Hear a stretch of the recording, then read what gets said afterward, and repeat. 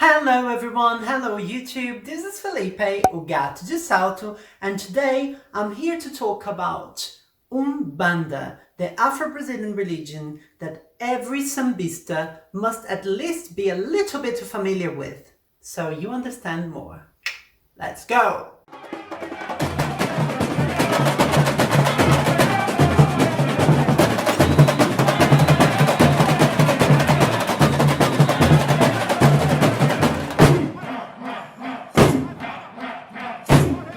Saravá everyone, or salutations to everyone.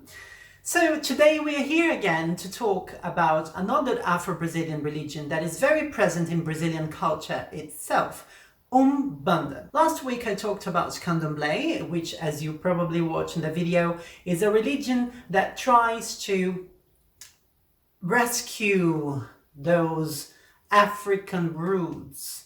So they're more about tradition, they're stricter, they are much more about how things used to be back in Africa before those people were enslaved and brought to Brazil.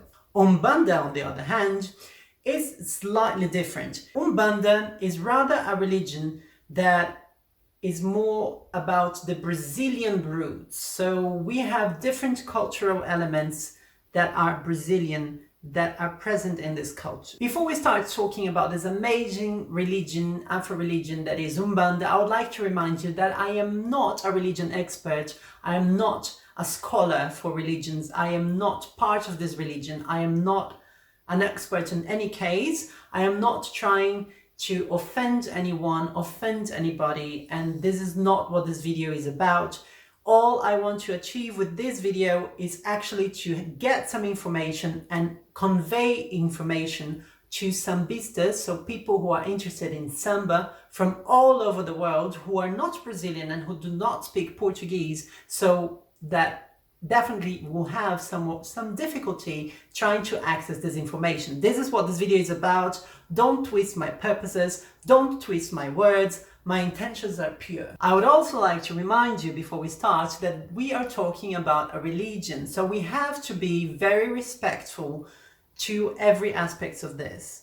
Okay, so for this matter, I ask permission to all of the Orishas, all of the spirits, Eshu, Pombagira, everyone. Please guide me through this video, through giving this information to everyone.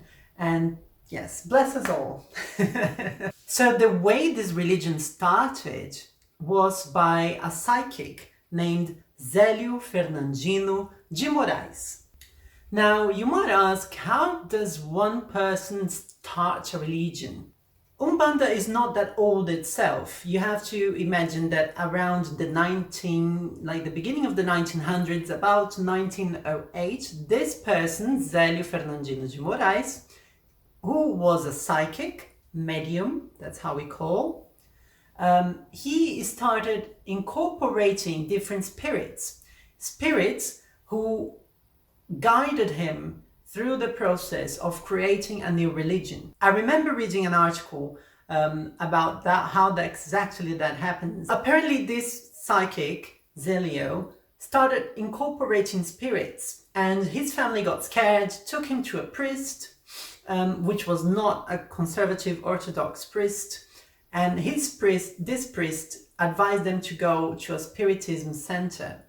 And that's where they found out that he was a mediunic person, he was a psychic, and he was able to incorporate spirits. And these spirits basically told them eventually, I remember that when I was reading that, I was very impressed, that they should all meet on the following day at 8 o'clock in the evening in a specific house in Brazil. The next day, everyone was there, and many different spirits and many different people incorporated, embodied, received those spirits that originated this religion called Umbanda. So the spirits who manifested themselves that night were the spirits of past indigenous people. So there you see already the first connection to the Brazilian culture that Candomblé doesn't have. And these are called caboclos.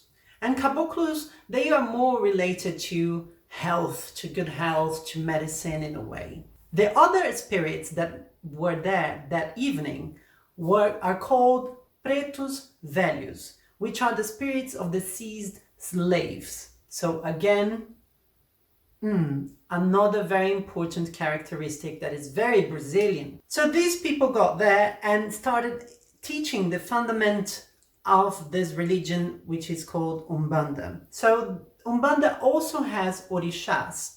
Now the orixás within Umbanda, they are gods, but they are rather gods that are part of nature. Okay, so they're seen as spirits of nature. Differently from Candomblé, which I explained to you last week, this religion also has other spirits, other kinds of spirits, entities, if you will, that are sent to earth to guide us through our path and help us evolve as spirits, as soul. So if you need some counseling, you will go to an Umbanda center, and the counseling itself will not happen through the use of the oracle, of the cowries shell oracles that are thrown on the table and interpreted. The counseling itself happens through the incorporation of one of those spirits, who will then tell you what to do, or how you achieve your goal, or what you should be careful about. So that's a major difference between Candomblé and Umbanda. Umbanda will have spirits that are, incorporated by a psychic, and Candomblé will have the Orisha, the god, him or herself, themselves, who will be incorporated through, embodied through that psychic. Another important aspect of Umbanda is that in Umbanda there is no animal sacrifice. The Umbanda religion is really very much about love, and it has lots of fundaments of the Catholic Church as well. Love your next. So there are many things that are brought to the religion that comes from Catholicism. So again, a very, very, very amazing difference, that it really incorporates different kinds and aspects of the Brazilian culture. We have the indigenous people, we have the slaves, and we have the Roman Catholics, the Europeans that got to Brazil. So all of these aspects are brought into Umbanda. And this is why you not only have orixás and spirits, different spirits from different kinds, but also those orixás usually have a connection to a Brazilian Roman Catholic saint. For example, the Orisha Ogum, which is the Orisha of war, the warrior. He is the Orisha of metal and carries this word. He is the direct connection to the Roman Catholic saint of Saint George. And just to give you two more examples, the Orisha Iansã, or Oya, which is the Orisha of storms and wind, and she is the direct connection to Santa Barbara. And the Orisha Oxalá, which is the equivalent, or basically in the Catholic religion, has Jesus as his counterpart. Established the connection to Carnival. Back in 2017, I was honored to parade with Mangueira, and their enredo was Só com a ajuda do santo, only with the help of the saints. And back in 2017, I was part of a choreographed ala. We had a broomstick, and we were basically performing a ritual that is performed in Salvador. And we had a beautiful choreography. We even won a prize. I won a prize with Mangueira in 2017. And in the middle of our ala, there was a tripod. And it was an image, one of the most beautiful images that I've seen, which was on one side was the image of Jesus Christ on the cross, and that tripod would just turn around. And on the other side was the image of Oxalá. So there you go, the syncretism of Afro deities and Roman Catholic deities. And as a fun fact, just to tell you that in 2017, Mangueira was one of the 6 best schools placed, ranked after Carnival. So it was allowed to parade again on the Saturday after Carnival celebrations. And for that, the Archbishop of the Catholic Church of Rio de Janeiro forbade that image that had Jesus Christ on one side and Oxalá on the other side. So, and this syncretism is very, very important for you to understand the base of Umbanda. And it's all about charity. It's all about helping the human soul to evolve. So usually there is no charging done or performed for any of those services, if you will, consultations, advices, oracles, rituals. Everything is for free and seen as a charity, seen as a way that the gods came together and said, okay, you followers of this religion, please give back to the world, help the world evolve. So it's very beautiful, and there's a lot of love in this religion. So as I said, this religion also has different spirits. So it's part of the spiritism kind of religion, and it has the spirits of children. They are called Eres. It has Issues and Pombagiras. They are the messengers. They are the ones who carries their offering straight to the gods, to the Orishas, and carries your messages. They are very, very important. I will be talking about them in a different video. You have the Pretos Velhos, you have the Caboclos, you have really different types of spirits that coexist together with the Orishas, who have a parallel or an equivalent deity or saint in the Roman Catholic Church. Another fun fact about the syncretism is the history of Brazil itself. I remember when I was in school learning about the hollow saints that were Catholic saints or image of Catholic saints made of wood that were hollow, and within this saint sometimes offerings would be stuffed in there for the Orisha that it was equivalent to that saint. As I just told you, for example, Ogun and Saint George, or Yansan and Santa Barbara.